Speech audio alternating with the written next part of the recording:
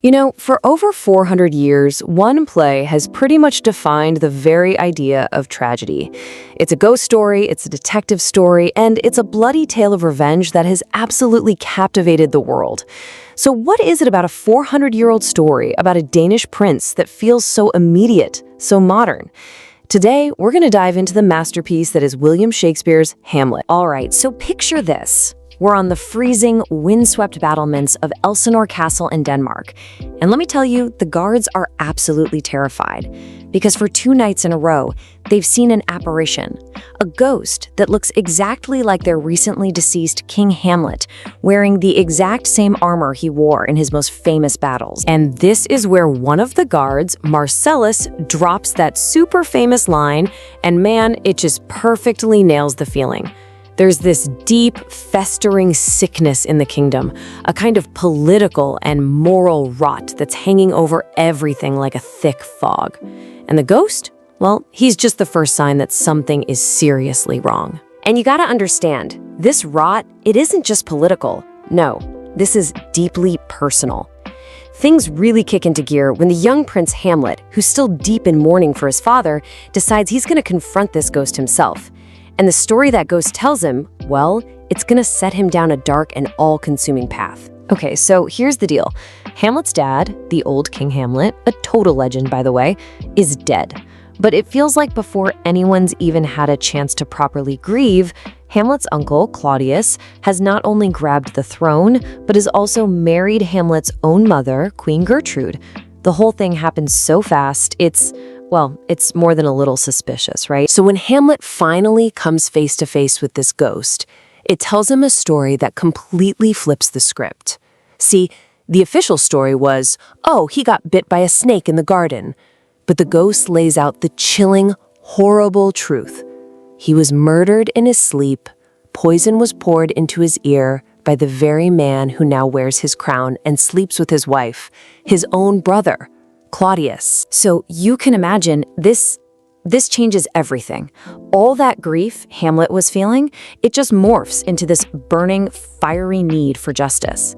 He suddenly has this terrible secret mission, and it's about to become his one and only obsession. This is the ghost's direct order to him. This line right here is basically the engine that drives the entire play forward. Hamlet is now bound by duty, by love, to avenge his father. But think about it. How on earth is a prince supposed to prove that a sitting king is a murderer? Hamlet's answer is to stage a performance, a really dangerous one.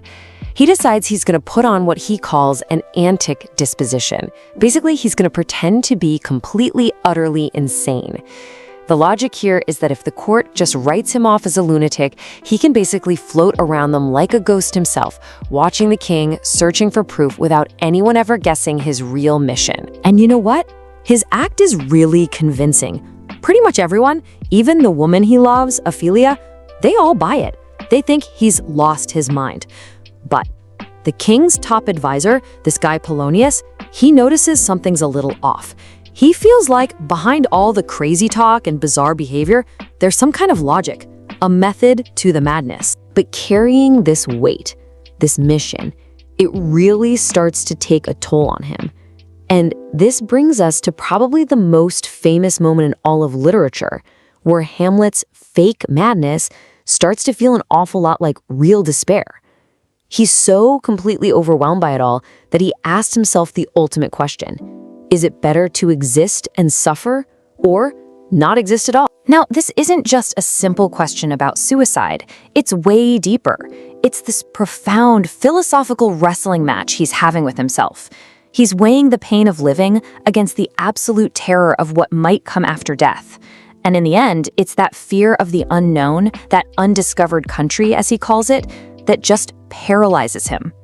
And that right there, that's the heart of his famous inaction. Okay, so after all that heavy soul-searching, Hamlet finally decides to stop thinking and start doing.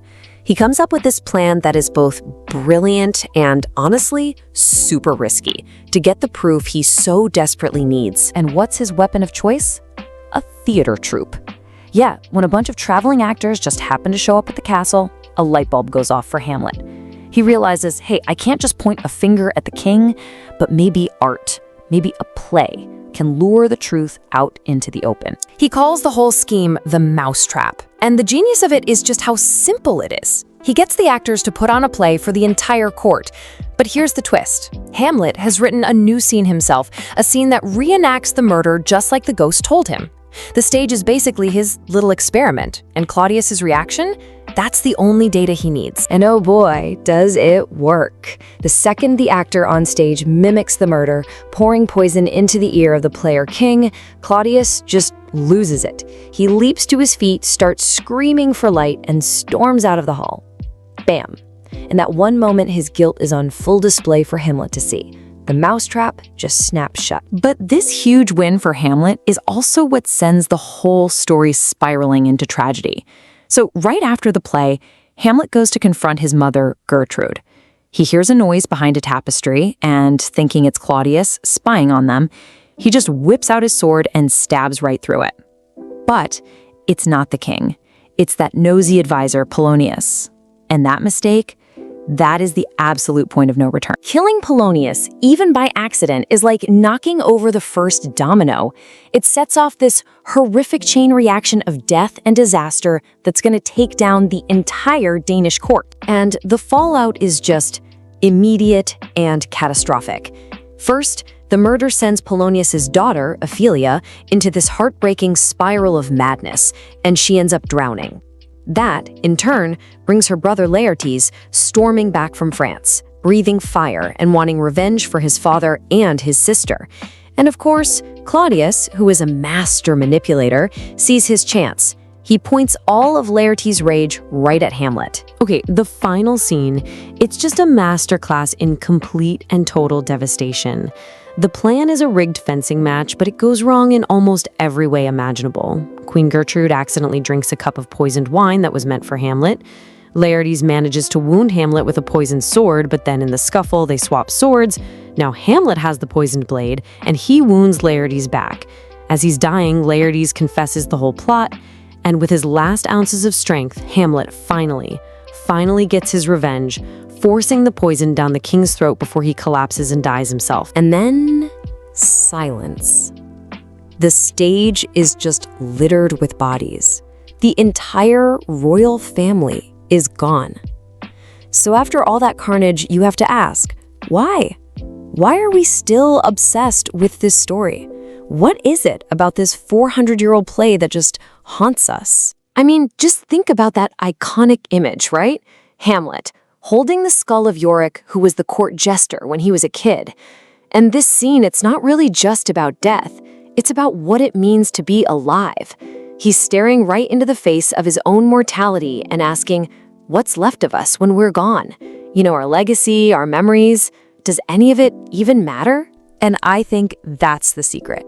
That's why this play has lasted for so long. It doesn't hand us easy answers. Instead, it hits us with these huge, inescapable questions. Is revenge ever really right? What's the difference between how things seem and how they really are? Where's the line between sanity and madness? See?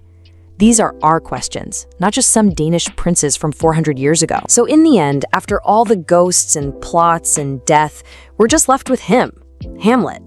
So who is he? A noble hero? A cold-blooded killer? A brilliant mind just trapped by his own thoughts? There's no easy answer. There's no one label that fits. And that mystery, that incredible, haunting complexity, that's why, even after 4 centuries, we're all still trying to figure out who Hamlet really is.